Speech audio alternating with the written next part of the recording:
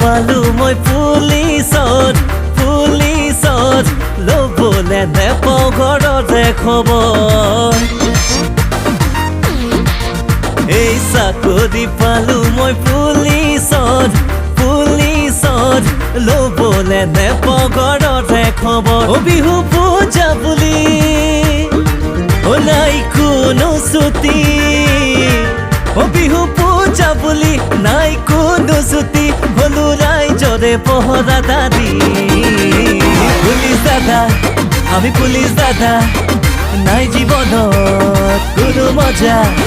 police দাদা আমি police দাদা চোৰ দেখিলে দিওঁ পহু খেদা